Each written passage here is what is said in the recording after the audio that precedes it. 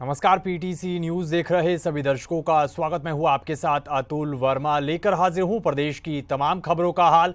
Bulletin की शुरुआत करेंगे, लेकिन सबसे पहले एक नजर हेडलाइंस पर। पेरिस ओलंपिक में आज फिर रहेंगी स्टार शूटर मनु भाकर पर निगाहें। देश को दिला सकती हैं तीसरा पदक, परिजनों ने भी जताई उम्मीद। हरियाणा में पिछले कई दिनों से चल रही कंप्यूटर ऑपरेटर्स की हड़ताल खत्म। मुख्यमंत्री नायब सिंह सैनी के साथ मीटिंग के बाद दिया फैसला। गुरुग्राम में मासूम बच्चे के साथ मारपीट का सीसीटीवी फुटेज वायरल होने के बाद मामले में दर्ज हुई एफआईआर। बादशाहपुर थाने में पिता ने दी थी शिकायत। भिवानी में आउटरीच कार्यक्रम में मंत्री जेपी दलाल ने सुनी लोगों की शिकायतें। एक मामले में लापरवाही पर बैंक मैनेजर को किया तलब।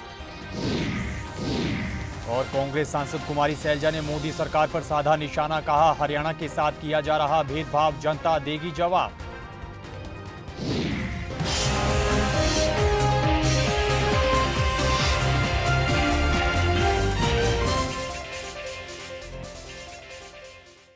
तो चलिए बुलेटिन की शुरुआत करेंगे बड़ी खबर के साथ। हरियाणा में पिछले कई दिनों से चल रही कंप्यूटर ऑपरेटर्स की हड़ताल खत्म हो चुकी है। बीते दिन मुख्यमंत्री नायब सिंह सैनी के साथ हुई कंप्यूटर ऑपरेटर्स की मीटिंग के बाद ये हड़ताल खत्म करने का फैसला लिया गया।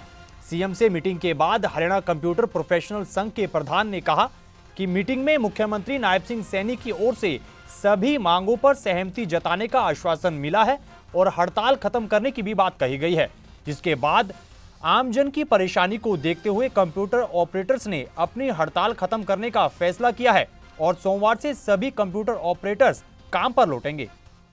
आज हमारी जो मीटिंग है शाम के 4 बजे निर्धारित हुई थी मुख्यमंत्री जी से। लगभग 5-5:15 बजे हमारी मीटिंग शुरू हुई। उस मीटिंग में मुख्यमंत्री जी ने कहा कि भाई आपकी जो स्ट्राइक 15 तारीख से चल रही है आप उसको समाप्त कर दीजिए, क्योंकि हमने आपकी जितनी भी मांगे हैं वो सभी मांगे हमने मान ली हैं। और कल हमारी देर शाम जो विजेंद्रा जी हैं, सीनियर आईएएस हैं, एचआरडी के एसीएस हैं, इनकी अध्यक्षता में एक मीटिंग का उसका गठन किया गया था कमेटी का, और उन्होंने हमारी जितनी भी मांगे हैं उन सभी मांगों के ऊपर सहमति जताते हुए हमारे ऊपर से लेटर नीचे जारी कर दिए थे। और 2 बजे तक पूरे हरियाणा से डीआईटीएस के जितने कर्मचारी हैं उन सभी की जो डिटेल है वो मंगवा ली है सरकार ने, और हमारा जो प्रोसेस है वो चालू हो गया है। हम जो सरकार के साथ कल भी हमारी बातचीत हुई थी और आज भी हुई है, हम इससे संतुष्ट हैं। और आम जन की समस्या को देखते हुए, आम जन जो आज परेशान हो रहा है, इसको देखते हुए हम अपनी हड़ताल को आज यही समाप्त कर रहे हैं।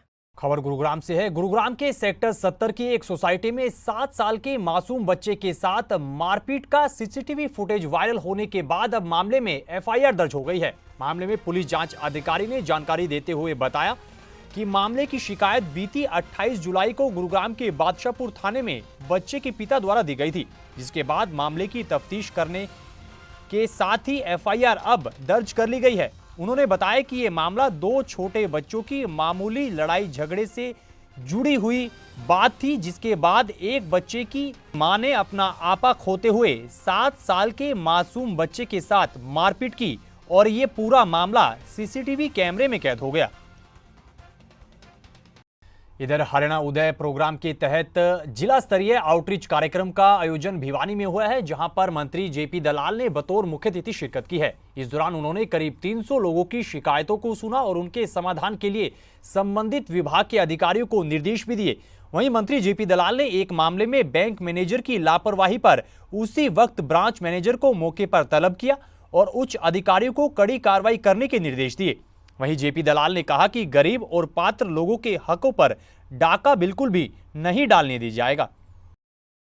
अधिकारियों के साथ जन समस्याएं सुनने का कार्यक्रम किया गया, जिसमें काफी संख्या में लोग यहां पर आए और छोटी छोटी उनकी शिकायतें थी, उनका मौके पर समाधान किया हमने। और खास करके बैंक के अधिकारियों को निर्देश दिए कि सरकार की जो नीति है गरीबों को भैंस पालने का, बकरी पालने का, तो उनके परिवार पालन के लिए जो छोटे लोन दिए जाते हैं उसमें कोताही ना बरतें और प्रायोरिटी पर इन लोन को सैंक्शन करें और डिस्बर्स करें। आने वाले वक्त में कुछ दिनों के बाद हम मॉनिटर करेंगे कि कितने लोगों को ये लोन दिए गए हैं और मैं समझता हूँ इससे गरीब आदमियों को लाभ होगा। बाकी जो समस्याएं बिजली की, नहर के पानी की, पीने के पानी की, उनका समाधान भी किया गया और अधिकारियों को हमने निर्देश दिए हैं कि लोगों को हमारे तक ना आना पड़े, आप अपने कार्यालय के अंदर ही समाधान करें। जन समस्याएं सुन करके हमारे तक लोग आते हैं तो इससे ऐसा लगता है कि ब्यूरोक्रेसी उनको ठीक ढंग से सुनवाई नहीं करती। नई शिक्षा नीति लागू होने के बाद प्रदेश के सरकारी स्कूलों में काफी बदलाव देखने को मिला है। ये कहना है प्रदेश की शिक्षा मंत्री सीमा त्रिखा का। सिरसा की चौधरी देवीलाल यूनिवर्सिटी में आयोजित एक कार्यक्रम में बतौर मुख्य अतिथि शिरकत करते हुए शिक्षा मंत्री ने कार्यक्रम को संबोधित किया। इस दौरान उन्होंने विभाग की ओर से लगाई गई प्रदर्शनी का अवलोकन भी किया। साथ ही शिक्षा विभाग के अधिकारियों और एसएमसी सदस्यों के साथ मीटिंग भी की। इस दौरान उन्होंने हरियाणा में जल्द ही टीचर्स की कमी को दूर करने की बात कही है। हम लोगों ने एजुकेशन डिपार्टमेंट को तरफ से एक कार्यक्रम पूरे हरियाणा में रखा कि एसएमसीज जो स्कूल मैनेजमेंट कमेटीज़ हैं जिसमें टीचर्स और पेरेंट्स मेंबर होते हैं जिनके बच्चे पढ़ रहे हैं, तो हमारे स्कूल में माननीय हमारे मुख्यमंत्री श्री नायब सिंह सैनी जी ने पॉलिसीज़ बहुत हरियाणा ने सुविधा की बनाई, फिर केंद्र की सरकार ने भी बनाई। तो वो क्या रियल में इम्प्लीमेंटेशन का उनका क्या धरातल पे स्वरूप है, उसके लिए पेरेंट्स से अच्छा कोई व्यक्ति नहीं है बताने के लिए। तो हमने सीधा उन्हीं से रूबरू होने का एक मन बनाया। तो उसके तहत एसएमसी का हमने काउंसलिंग और कॉन्फ्रेंस सेमिनार रखा जिससे कि वो अपनी शक्तियों को और अपनी जिम्मेवारियों को पहचान सकें। और साथ ही साथ हमने इसको नाम दिया 11 दिन 22 जिले दिल से दिल तक। बदलाव तो मैं ये समझती हूँ कि आज हरियाणा के सरकारी स्कूल के बच्चे कॉमन एंट्रेंस एग्जाम में नीट क्लियर करके जा रहा है। जो हमारे स्कूल में पढ़ रहा बच्चा, ये बहुत बड़ी बात है। एडवांस जेई का एग्ज़ाम वो क्लियर कर रहा है, लॉ का एग्ज़ाम क्लियर कर रहे हैं। तो ये जो कॉमन एंट्रेंस एग्ज़ाम यदि सरकारी स्कूल का बच्चा पास कर रहा है तो इससे उस नीति के बारे में, हमारे टीचर्स के परिश्रम के बारे में और पेरेंट्स की लगन पता लगती है। संसद सत्र के दौरान हरियाणा के कई मुद्दे उठाने और मोदी सरकार के रवैये पर कांग्रेस सांसद कुमारी सैलजा ने अपनी प्रतिक्रिया दी है। इस दौरान उन्होंने क्या कुछ कहा है, सुनेगा। देखो, सरकार का तो रिस्पांस बजट में नजर आ गया। वो कितनी लीपा पोती करने की कोशिश करें, लेकिन ना हरियाणा को कुछ दिया है, ना हमारे सिरसा संसदीय क्षेत्र के जो मुद्दे, पुराने मुद्दे, उनको भी इन्होंने 10 साल में आगे ले जाने का कोई प्रयास नहीं किया है। हमने यहाँ पर नशे की भी बात उठाई, हमने हमारा जो परमाणु संयंत्र है उसकी बात उठाई, मेडिकल कॉलेज की बात उठाई, किसानों की बात उठाई, गरीबों की बात उठाई, उनके मकानों की, अनेकों मुद्दे हमने उठाए। लेकिन दुख की बात यह है कि एक भी बात का जवाब हमें नहीं मिला। खबर नूह से है। नूह के इंड्री क्षेत्र में बनने वाले डंपिंग जोन के विरोध में ग्रामीण लामबंद हुए हैं और 50 गांवों की एक कमेटी ने डीसी से मुलाकात कर ज्ञापन सौंपा है। इस दौरान विधायक आफ्ताब अहमद भी मौजूद रहे, जिन्होंने भाजपा सरकार पर जमकर निशाना साधा। उन्होंने कहा कि सरकार इस पूरे मामले को लेकर, प्रशासन इस पूरे मामले को लेकर अपना अलग ही रवैया अपनाए हुए है। उन्होंने कहा कि सरकार की नीयत और नीति में नूह जिले को लेकर काफी फर्क नजर आता है। देखिए, ये सर्वविदित है कि पिछले 10-12 दिनों से बड़ी बेचैनी है इंड्री गांव में और आसपास के तमाम गांवों में। जब से हमें ये खबर पढ़ने को मिली माननीय डीसी गुड़गांव के माध्यम से कि इंड्री की ज़मीन को कूड़ा डंपिंग यार्ड के लिए चिन्हित किया गया है, उसके फलस्वरूप विरोध स्वरूप एक पंचायत आयोजित हुई पूरे गाँव की और उसमें तय हुआ कि 28 तारीख को एक महापंचायत करेंगे। 28 तारीख को महापंचायत हुई। महापंचायत में तय हुआ एक कमेटी गठित की गई 51 आदमियों की, और उस कमेटी ने आज माननीय डीसी साहब को ज्ञापन दिया है सीएम साहब के नाम और एक प्रण लिया है सभी इलाका वासियों ने कि मेवात को डंपिंग यार्ड की ज़रूरत नहीं है, शिक्षा का हब बनाने की ज़रूरत है, विकास की बहुत सारी चीज़ों की ज़रूरत है।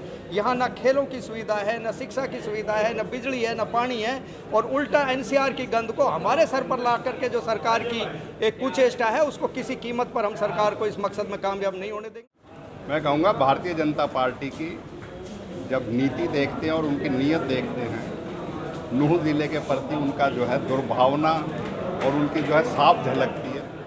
कोई विकास की परियोजना देने के बजाय 2-2.5 साल पहले भी कोराली गांव में ऐसी एक कोशिश करी गई थी कि उसमें गार्बेज के लिए, कूड़ादान के लिए 10 एकड़ ज़मीन इन्होंने पट्टे पे ली थी, लेकिन हमने विरोध किया, माननीय मुख्यमंत्री से और उस वक्त के अधिकारियों से मिलकर उसको निरस्त कराया था। इसी तरह की लोग शिकायत लेके पिछले जो है अखबारों में ही आई है। प्रशासन वैसे आधिकारिक तौर पे मना करता है, लेकिन हमें लगता है कुछ ना कुछ बात ज़रूर है, नहीं तो बिना बात की बात नहीं होती। इस बाबत 2 बार इंड्री गांव में पंचायत भी हुई, उसमें हम भी शामिल हुए और हम पूरी तरीके से जो हमारे इलाके की मांग है कि पूरी तरीके से इस तरह की कूड़ेदान की सौगात जो है बीजेपी सरकार जो देना चाहती है उसे कतई बर्दाश्त नहीं करेंगे, उसका विरोध करेंगे। उसी विरोध के सभी पंचायतों ने अपने रेजोल्यूशन दिए हैं और उसका विरोध में हम भी पूरी तरह खड़े हैं। और आप लोगों के माध्यम से कहना चाहते हैं सरकार से, क्योंकि दे तो विकास की चीज़ दे, हमें किसी दूसरे ज़िले के कूड़ादान क्षेत्र देने की ज़रूरत नहीं है। हम उसे कतई बर्दाश्त ना किया है, ना आगे करेंगे। कूड़ेदान से मेवात को कितना नुकसान है? पूरा ही नुकसान है, पर्यावरण को नुकसान है, और ये तो एनवायरनमेंट के कानून में है कि किसी ज़िले का जो कूड़ा है दूसरे ज़िले में नहीं कर सकते। पेरिस ओलंपिक में इतिहास रचकर 2 ब्रोंज मेडल जीतने वाली स्टार शूटर मनु भाकर ने तीसरे पदक के लिए अपने कदम बढ़ा दिए हैं। आज स्टार शूटर मनु भाकर का 25 मीटर एयर पिस्टल इवेंट में फाइनल मुकाबला होगा और इस मुकाबले पर तमाम देशवासियों की निगाहें बनी रहेंगी। वहीं इस मुकाबले को लेकर मनु के परिजनों ने भी पदक की उम्मीद जताई है। मनु की मां सुमेधा और पिता रामकिशन ने कहा कि यह प्रधानमंत्री नरेंद्र मोदी के दिए हुए हौसले का ही नतीजा है कि मनु इस ओलंपिक में और बेहतर प्रदर्शन कर रही है और मनु की कड़ी मेहनत भी अब रंग ला रही है। टीवी को कम करके खेल पे ज़्यादा ध्यान दें, पढ़ाई पे ज़्यादा ध्यान दें, फोन को तो बिल्कुल आइसोलेट करें और न्यूज़ के लिए टीवी देखें और ज़्यादा मेहनत अपनी पढ़ाई पे करें और खेल पे करें। पिछले 1 साल से जसपाल जी ने मनु पे कड़ी मेहनत की है और उसको वापस जब शूटिंग उसको एक तरह से बोरिंग लगने लगी थी तो उसको वापस उस पे सर ने उसको मोटिवेट किया है और वापस मनु के रूप में प्रेजेंट किया है और ये बहुत बड़ा अचीवमेंट है। बहुत बहुत धन्यवाद। बस खुशी की जो लहर है वो इतनी ज़्यादा है, समा नहीं रही है और मैं बहुत ज़्यादा खुश हूँ और मैं आप सभी का तहे दिल से धन्यवाद कहना चाहती हूँ कि आप लोगों का जो प्रेम मुझे देखने को मिल रहा है इतने दिनों से वो काबिल तारीफ है। आप सभी का मैं दिल से बहुत बहुत धन्यवाद कहना चाहूंगी। मेरे दिल से बार बार आप लोगों के लिए बड़ा ही धन्यवाद निकल रहा है क्योंकि देश और दुनिया का जो प्यारा जो मनु को आप लोग दे रहे हैं, उसकी हिम्मत जो आप उसको बढ़ा रहे हैं वो सच्ची में काबिल तारीफ है और आप सभी का बहुत बहुत धन्यवाद। ये प्रेम हमेशा यूं बनाए रखें आप मनु के प्रति। मनु की मेहनत की सफलता का जो श्रेय हो मनु को ही देना चाहूंगी मैं, क्योंकि मनु के अंदर एक जुनून था कुछ करने का। यदि वो नहीं करती तो मैं उसके पीछे पीछे भाग के मुझे क्या फायदा होता, तो उसकी मेहनत का श्रेय उसी को ही जाएगा। हम तो साथ में जुड़े हैं। ये कहावत है ना कि जब कोई कुछ करना चाहे तो उसकी मदद करो, तो बेटी ने कुछ करना चाहा, हमने उसका साथ दिया तब। और वो शायद ना वो ऐसी लड़की थी, हम साथ नहीं देते ना तो भी ऊपर होकर अपना खुद कर लेती थी। इस तरह की जोशीली लड़की है मनु। तो इस खबर के साथ फिलहाल इस बुलेटिन में इतना ही, लेकिन पीटीसी न्यूज पर खबरों का सिलसिला बदस्तूर जारी है। आप बने रहिए पीटीसी न्यूज के साथ। फिलहाल के लिए दीजिए इजाजत। नमस्कार।